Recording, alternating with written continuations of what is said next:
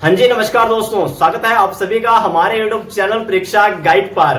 तो दोस्तों, जैसा कि आपको पता है कि आरपीएससी सेकंड ग्रेड लाइब्रेरियन की 300 पदों पर वैकेंसी आई हुई थी, जिसके फॉर्म वगैरह सब भरे जा चुके हैं। जब दोस्तों ये वैकेंसी आई थी, उसके साथ जो सिलेबस था वो शॉर्ट में दिया हुआ था। आप सभी को काफी लंबे समय से इंतजार था कि इसका विस्तृत सिलेबस जारी हो। तो 15 अप्रैल को इसका विस्तृत सिलेबस जारी हो चुका है और आपने सिलेबस देख भी लिया होगा। हमारी वीडियो 2-3 दिन लेट आ रही है, उसका भी कोई कारण है, लेकिन जब भी हमारी वीडियो आती है तो आप सभी के डाउट क्लियर करके ही जाती है। ठीक है दोस्तों, क्योंकि इन 2-3 दिनों में मुझे ये तो पता चल ही गया है कि आपके मन में कौन कौन से डाउट चल रहे हैं। क्योंकि जैसा ही 15 अप्रैल को सिलेबस जारी होता है तो व्हाट्सएप पर सबसे पहला मैसेज आता है कि भाई सिलेबस बहुत ही ज्यादा बड़ा है और बहुत ही लेंथी है। दूसरा मैसेज था कि हम इस सिलेबस को कितने महीने में कंप्लीट कर पाएंगे, इसे कंप्लीट करने में कितना समय लगने वाला है। तीसरा पॉइंट था कि अब एग्जाम डेट क्या रहने वाली है, क्या एग्जाम 2024 में होगा या 2025 में जाएगा। दोस्तों, आज की वीडियो में हम लोग इन सभी बिंदुओं पर बात करने वाले हैं। आपके एक एक डाउट को इस वीडियो में शामिल किया गया है, वीडियो को लास्ट तक देखना। दोस्तों, आप अपनी स्क्रीन पर पेपर फर्स्ट का सिलेबस देख सकते हो। जैसा कि आपको पता है कि इसके अंदर 2 पेपर होते हैं, पेपर फर्स्ट जीके का, पेपर सेकंड आपका लाइब्रेरियन सब्जेक्ट का होगा। इसके अंदर पहला पॉइंट है geographical, historical, cultural and general knowledge of Rajasthan.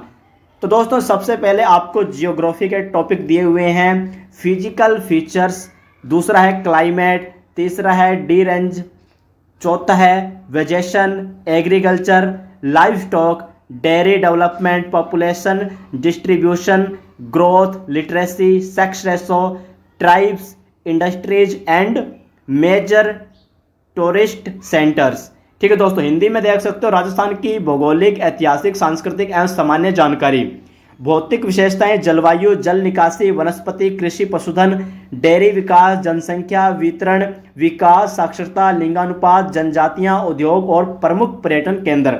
अब दोस्तों, यहाँ पर जो जल निकासी है ना, उसके अंदर आपकी नदियां भी आ जाएंगी, झीलें भी आ जाएंगी, ये सब टॉपिक उसके अंदर कवर होने वाले हैं। ठीक है दोस्तों, वहीं पर दोस्तों आगे बात करते हैं। अगला है आपका राजस्थान हिस्ट्री।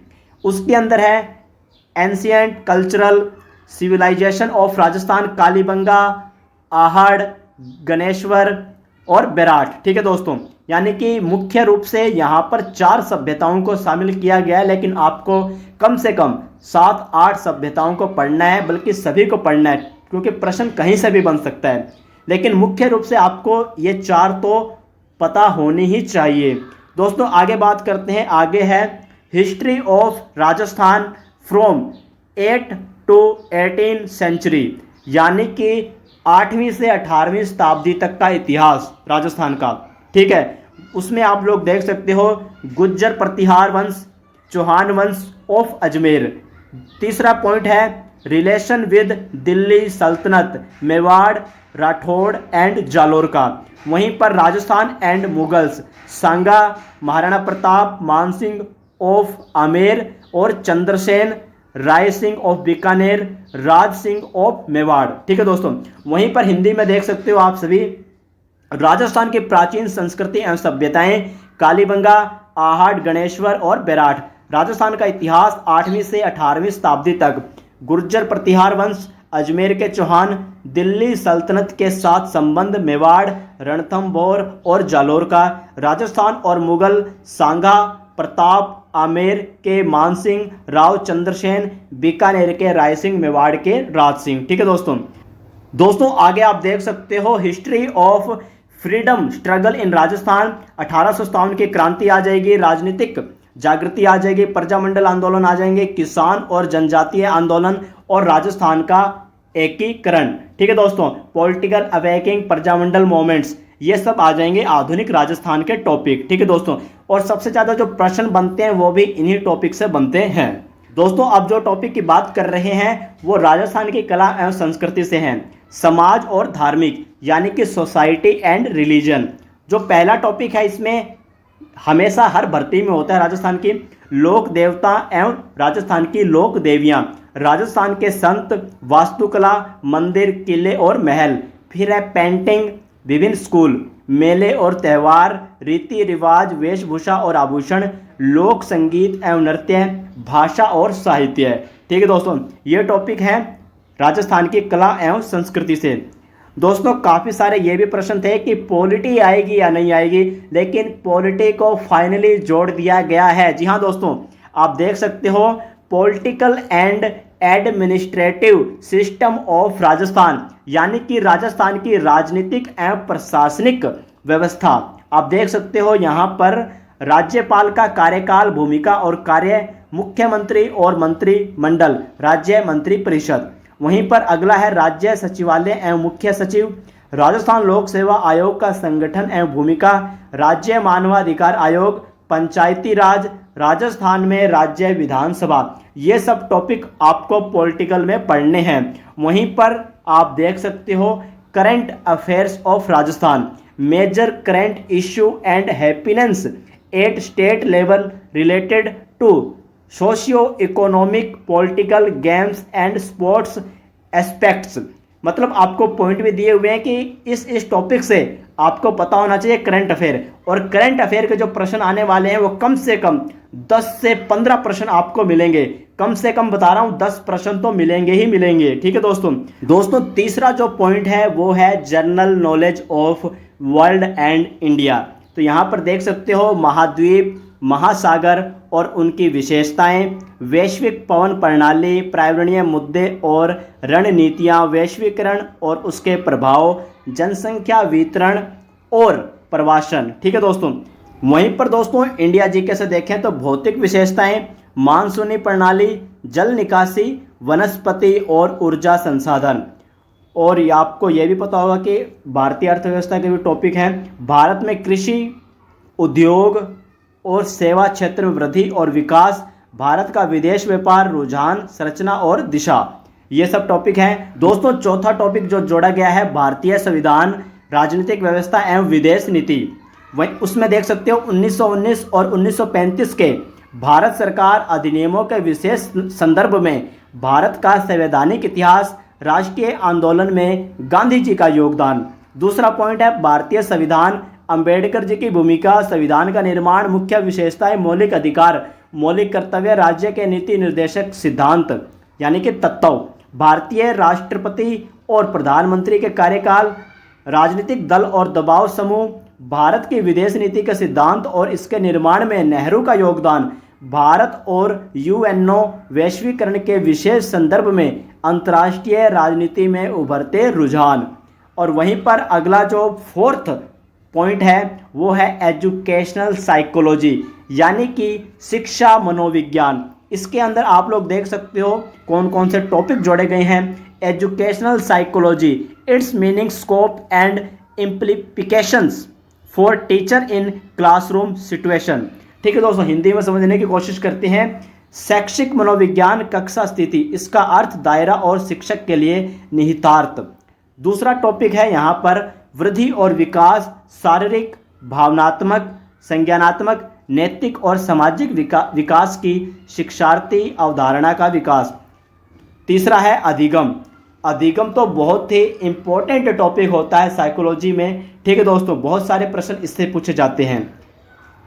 वहीं पर आगे है पर्सनैलिटी, यानी कि व्यक्तित्व। ठीक है, इससे भी प्रश्न आएंगे।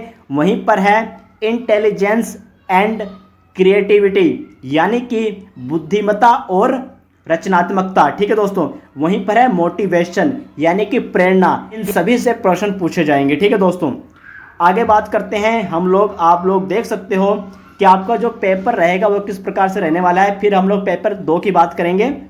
The question paper will carry maximum 200 marks. ठीक है दोस्तों, यानी कि 200 मार्क्स का आपका पेपर होने वाला है। 100 प्रश्न आएंगे और 2 घंटे का आपको समय मिलेगा। इसके अंदर नेगेटिव मार्किंग भी रहेगी। दोस्तों यहाँ पर आप दिनांक देख सकते हो, 15 अप्रैल को ये जारी हुआ था, जैसा कि मैंने आपको वीडियो के स्टार्टिंग में ही बता दिया था। अब दोस्तों हम लोग पेपर 2 की बात करेंगे, जो आपका लाइब्रेरियन सब्जेक्ट का होता है। दोस्तों आप यहाँ पर देख सकते हो पेपर 2 यूनिट फर्स्ट।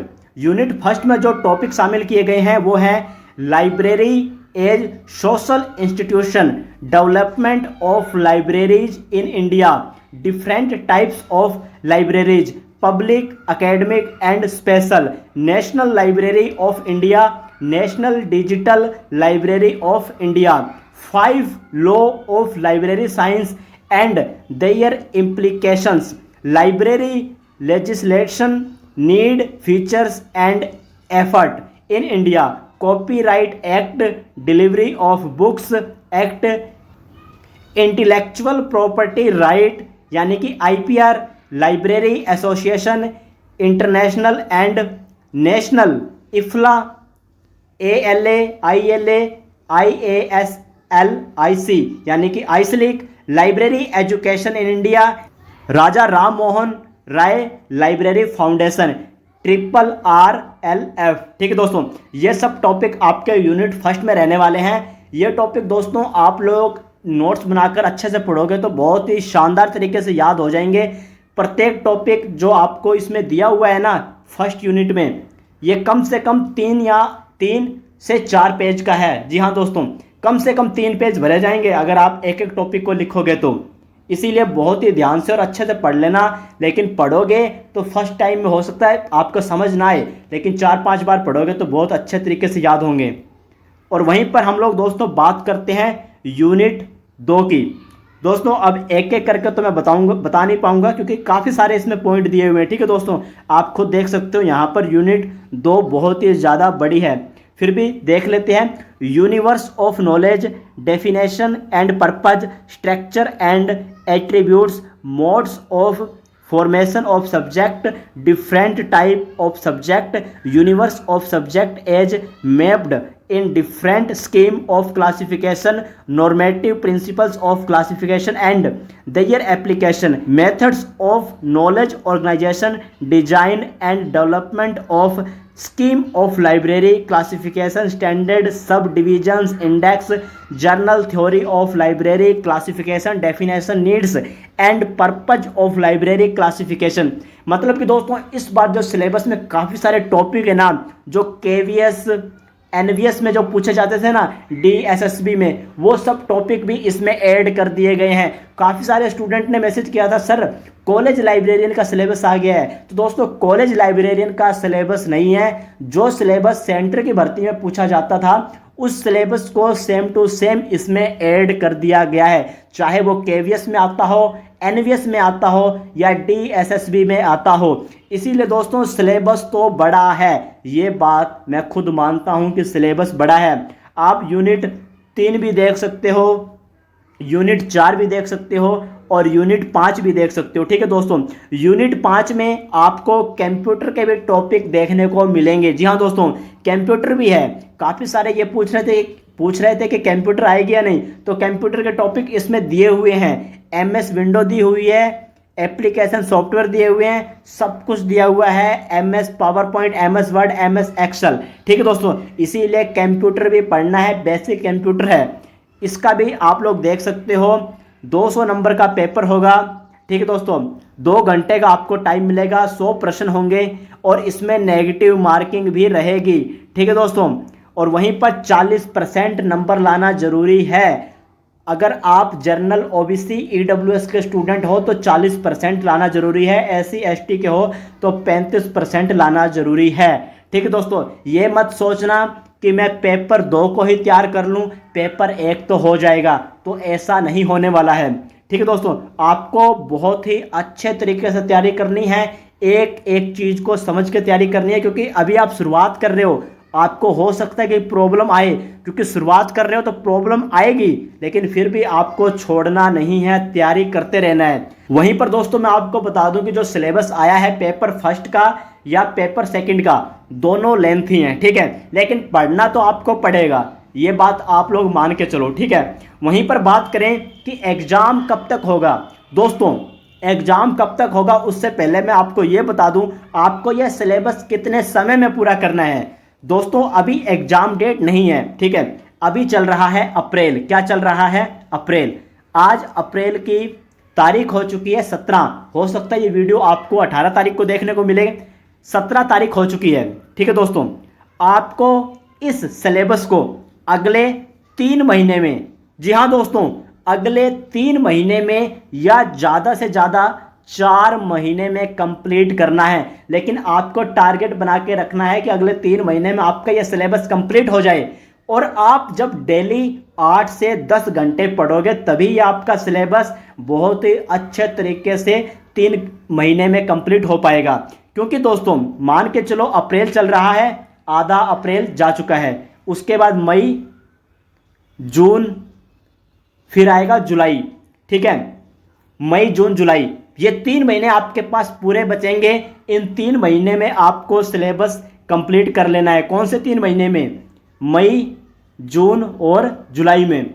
क्योंकि दोस्तों इसका जो विस्तृत सिलेबस आया है, अगर उसे लेकर चलें तो अगले 4 महीने में आपका एग्जाम भी करवा लिया जाएगा। जी हाँ दोस्तों, आप बिल्कुल सही सुन रहे हो। मैंने पिछली वीडियो में बोला था कि एग्जाम जनवरी 2025 में होगा, लेकिन सिलेबस जारी हो चुका है। इस बात को भी आपको ध्यान रखना है। आपको टारगेट अब जो बनाकर चलना है ना, वो टारगेट आपको अगस्त का बनाकर चलना है। कौन सा?